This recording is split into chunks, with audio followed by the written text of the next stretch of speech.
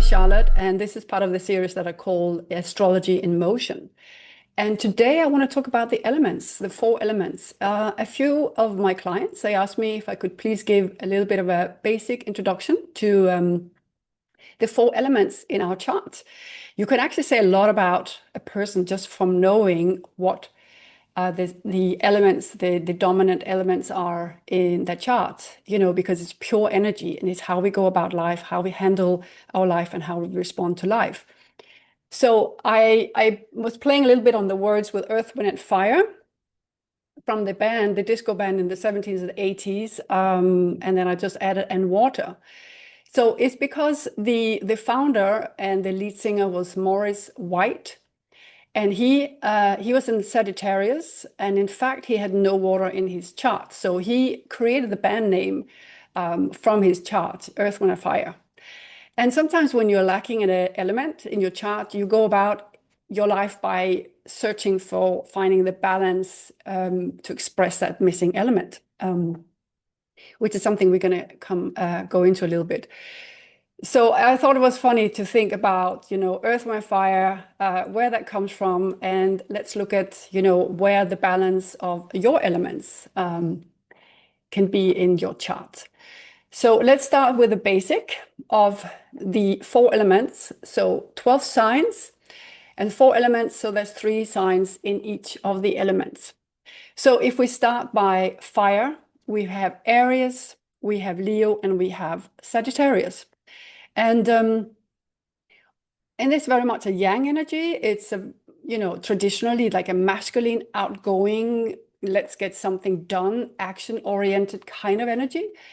They're all very different because they're ruled by different planets, and those planets have their own characteristics and identities. So I'm not going to go so much into that, but just talk more like overall the fire energy. The fire energy is your life source. It's your get up and go, and it's your courageous type of energy. It's adventurous. It's like trying new things. It's being curious about life and be a little bit of a daredevil at times and take the lead in something, and just basically being quite driven to create something in the outer world. So next we have the earth signs, which are Taurus, we have Virgo, and we have Capricorn. Again, very different qualities to these earth signs because, Taurus is Venus driven. So that's very much about the sensual self, the body, and Virgo is more about, being practical, getting things done, being organized, and basically handle these admin stuff that you have to do, get on with in life for one. And Capricorn is more about the long-term building of a strategy or foundation. So, the earth signs have, of course, very much to do with earthy matters, the body, and it's about creating a foundation for oneself. So then we have the air signs. That's Gemini, that's Libra, and that's Aquarius. Again, very different types of energy. But it's very much about communication and connection and relationship with others. It's about ideas. It's a lot about communication and how we make ourselves understood, how we express our own thoughts and feelings. And so the last one is water sign, and that is Cancer, Scorpio, and Pisces. So here we have everything to do with the feeling body, the intuitive body, and excuse me, and how we go about with expressing our feelings and connecting with art, with the unspoken sometimes, like dance and paintings and, music, everything that connects us to that realm of just non-verbal sometimes, and just the intuitive feeling body, the things that you cannot always touch or feel. So that's basically the 4 elements. And again, we have the masculine signs, which are coming from fire and air. That's a yang energy. That's a very outgoing, me going out in the world. And then we have, excuse me, we have the The water and the earth are more the feminine, receptive, inward, more internal type of energy. And so we will see when we go through some examples why somebody with a lot of earth and water might be handling their life very differently from somebody with a lot of fire and air. And of course, even if I talk about feminine and masculine, it's not gender specific. It's just a way of determining this kind of energy as more outgoing and more inwards related. So how do we calculate our elemental balance?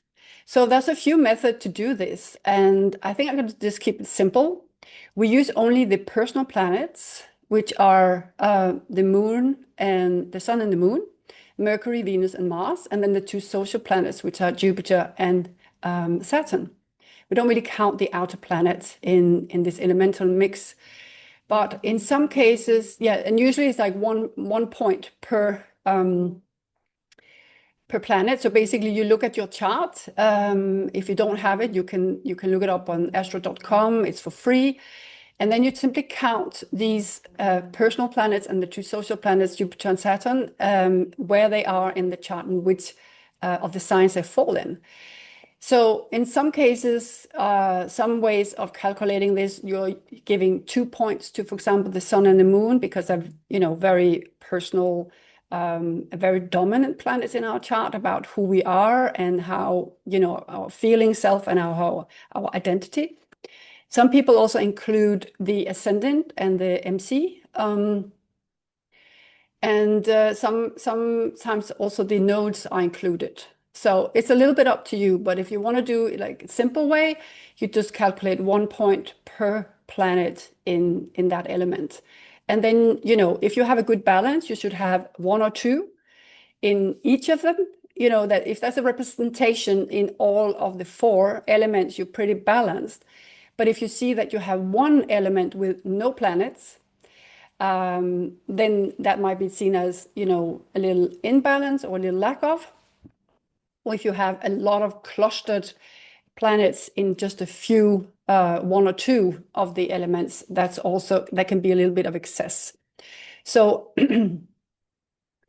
obviously, when you look at a chart, there will be things that can enhance a planet. For example, if a planet is on one of the angles, or if there's a constellation, like, for example, a trine or a T-square, something that's pointing to one planet, that planet can be elevated, even though it's the only in that element. So we're just going a little bit by the basics here, but it is interesting to go and see, what are the elements, where are they in your chart, and how do you connect with them? Somebody with a lot of air, they would love to communicate. They can talk all night, and they will often, seek out other people who love to talk. And this is a way of expressing themselves and getting their ideas heard and listening to other people as well. And if you are, a lot of earth signs, you really need to be organized with your life, and you need to feel that, that you're grounded, that you got things under control, and that, there's some pattern that that is directing your life, and you feel very much that, you need to be grounded to feel good and in balance. So how about if you have a lack of one of the elements? So somebody was saying, well, if you have no air, doesn't mean you can't think. If you have no water, doesn't mean you can't feel. No, of course not, because we have a representation in our chart of all 12 signs. So when there's a planet in one of these signs, it just means they are activated, and you have a planet where you can channel that energy through. And so what it means, for example, let's say if you have like a lot of fire energy, you can be somebody a bit hot-headed, very reactive, quick on the trigger, like not waiting 2 seconds to just think through, but there's an immediate reaction. Can be a bit of a daredevil to take some risks. I always think about Tom Cruise. I actually don't know his chart, but I just feel he's doing all his own stunts. I mean, he must have a lot of fire. So if you have a lot of fire, you have a lot of life energy, and you cannot sit still, and you have to have variation, you have to new things happening in your life. But they can be at the expense of other things, as we will see. So if you have a lot of earth, you can be a little stubborn, a little set in your ways, like, well, I see only my point of view kind of thing, can be a little stubborn. That's more the Taurus type of energy. And the Virgo is like the perfectionist, like, well, it has to be done my way. This is the only way, this is the best way. And the Capricorn energy, if there's a lot of Capricorn, it can be a little like, I know better, and I have it all worked out, and now, I take the lead in this. So you've got to be careful if you have a lot of earth it's a good way to try and listen a little bit to other perspectives as well. On the other hand, if you have excess of air, like I mentioned a little bit before, you can be a bit chatterbox, a little bit gossipy, like a little nosy neighbor type thing. They always need to, hear what's going on, and always insert themselves in conversations, and basically be a little shattered with the thought process as well, and taking a lot of like inspiration from many places and maybe not follow through with it. That's really the earth element. If the earth element is really good at following through. The fire element and the air element, they're very good at coming up with new ideas and new fun things to do, but they don't always follow through. That's really the earth element that is so good at doing that, especially fixed earth. So if you think more about what did I get? The water element. So if you have a lot of water, you might be a bit moody and a little bit over the place with the feelings, and like you're guiding yourself through life, and you're over emotional about things like, oh, what does it mean? How does it relate to me? It can feel very much like everything is about your own feelings. You are catalyzing everything through your own feeling body. And if there can be like an overload of emotions coming down. So if you, on the other hand, if you have a lack of an element, so if you have a lack of, for example, fire, it might be that you lack a little bit that, like life energy outgoing, like, okay, I can do this, I can handle this. You can easily be discouraged for something, and self-doubt can creep in. They're lacking this courage and this bravery and this, okay, I'm just going to go and do it. I'm going to take some risks. So, excuse me. So that's if you're lacking the fire element. And so what can you do if you're lacking the fire element? You can try and challenge yourself a little bit to, take a little bit of risk, like do in small doses to get yourself started, and speak up and express yourself and try new things, even if you feel it's a little bit scary. Um, just try and see if you can, challenge your ways a little bit. Excuse me for this. This is annoying. So sorry. And so if you have a lack of, earth, that is more how to balance it is to, make yourself some list of things you need to do, because it might not come to you naturally, that you can always see the way you're going with things.